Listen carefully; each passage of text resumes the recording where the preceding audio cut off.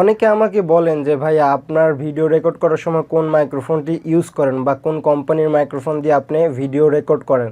তো ভাইয়া যারা প্রথম ইউটিউবে কাজ করে বা কন্টেন্ট নিয়ে কাজ করে, কন্টেন্ট বানায়, তারা কিন্তু সবাই মূলত বয়া বাই M1 মাইক্রোফোনটি নিয়েই কিন্তু শুরু করে। ঠিক তেমনই আমিও কিন্তু বয়া বাই M1 মাইক্রোফোনটি নিয়েই রেকর্ড করি।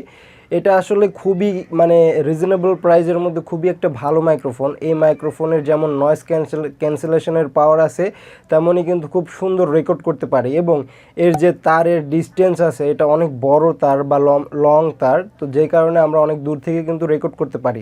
এছাড়াও আমরা এই মাইক্রোফোনে কিন্তু আপনার মোবাইলেও রেকর্ড করতে পারি, আমরা ক্যামেরাতেও রেকর্ড করতে পারি, আবার পিসিতেও রেকর্ড করতে পারি। তো এখানে একটি বাটন আছে বা বয়া বাই M1 মাইক্রোফোনের তারের সাথে একটি লম্বা একটা বাটন আছে, সেই বাটনে কিন্তু একটা সুইচ আছে। সেই সুইচের মাধ্যমে কিন্তু আমরা মোবাইলে রেকর্ড করতে গেলে স্মার্টফোন সিলেক্ট করতে হয়, আর যদি আমরা ক্যামেরা বা পিসিতে রেকর্ড করতে চাই সেক্ষেত্রে ক্যামেরা সিলেক্ট করতে হয়।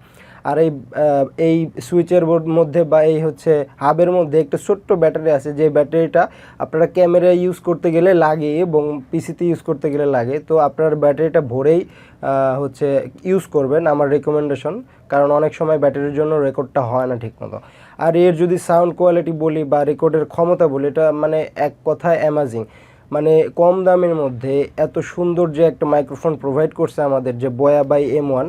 তো এই মাইক্রোফোনটি আপনারা প্যাকেটের গায়ে একটি QR কোড আছে, যেটার মাধ্যমে আপনারা চিনতে পারবেন যে এই মাইক্রোফোনটি অরিজিনাল নাকি ডুপ্লিকেট। তো আপনারা যেমনটি দেখতে পাচ্ছেন আমি স্ক্রিনে দেখাচ্ছি, তো এটা আপনারা চেক করে নেবেন। আর এটার দাম যদি বলেন, আমি যে সময় কিনেছিলাম সে তখন আপনার 650 টাকা নিয়েছিল আমার কাছ থেকে।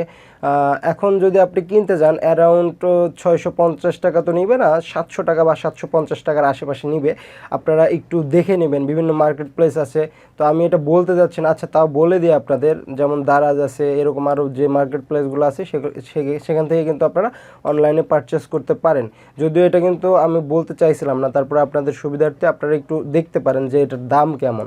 যখন একটা ইউটিউবার প্রো লেভেলে চলে যায় বা একটা কন্টেন্ট ক্রিয়েটর যখন ভালো একটা পর্যায়ে চলে যায়, তখন কিন্তু এটা মাইক্রোফোনটি আপগ্রেড করে। যারা নতুন শুরু করে কাজ, তারা কিন্তু এই মাইক্রোফোনটা দিয়েই কিন্তু কাজটা স্টার্ট করে স্টার্টিং পয়েন্টে। তো আপনারাও এটা ইউজ করতে পারেন।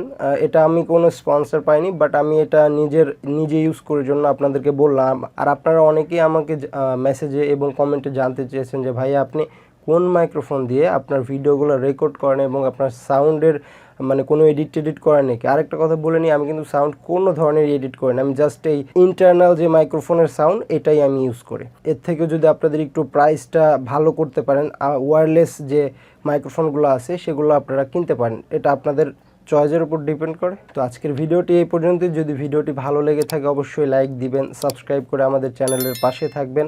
তো দেখা হবে নতুন কোনো ভিডিওতে, সে পর্যন্ত সবাই ভালো থাকবেন, সুস্থ থাকবেন। আল্লাহ হাফেজ।